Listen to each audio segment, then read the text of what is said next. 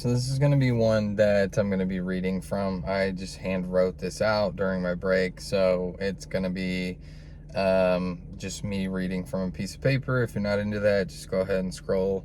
That's totally fine. But we've talked about the Ian Dunbar bite scale before, where we quantify and prognosticate dog to human bites.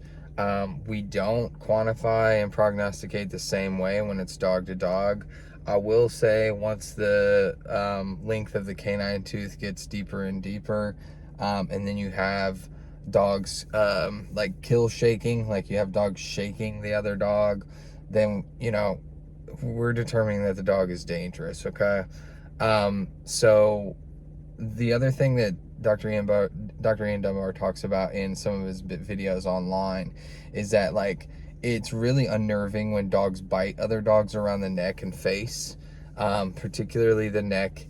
But that's actually, like, in canine, like, culture and hierarchy, that is where they should, that is one of the areas that's fair game, that they should be biting. It's actually way more concerning if they're biting around the chest, the tail, the legs, the underbelly, things like that. Okay, so this is like around their ears, their head, and their neck. That's actually going to make a lot more sense. That's more acceptable. It's really actually more disturbing when you have those other areas, okay, that are turning into bite areas. Okay, so this is the bite to fight ratio. So this is, once again, developed by Dr. Ian Dunbar. It's an objective assessment of danger of fighting dogs. You're going to establish the number of full contact fights and the number of fights in which the victim was taken to a veterinary clinic for treatment.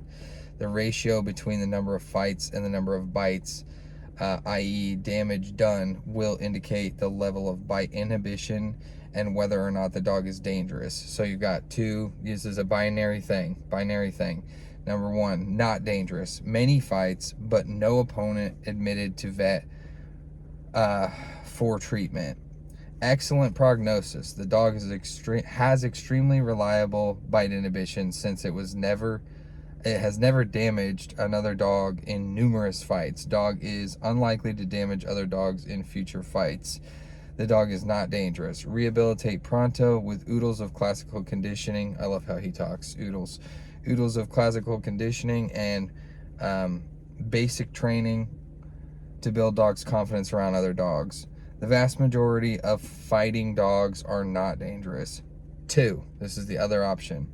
Few fights, but most victims admitted to the veterinary hospital. Prognosis is extremely poor because the dog routinely damages others when fighting and is difficult, time-consuming, and potentially dangerous to teach adult dogs bite inhibition toward other dogs.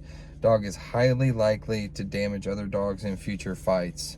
The dog is dangerous to other dogs and should not be taken on to public property unless muzzled. Give a copy of your determination to the guardian. Keep one for your files, and give one copy to the dog's veterinarian. So that, again, this is if you're a trainer, if you're a professional. Okay. I'm aware of a dog that has been getting loose lately in the area, somewhere in the county. I'm not going to get specific, and it's happened multiple times. A dog has attacked another dog multiple times, and we're describing number 2 here. So the last time I checked, the dog was being assessed somewhere, not going to specify where. I really don't understand what the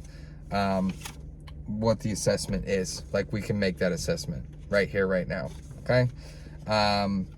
Because they fall into that number 2 category, okay?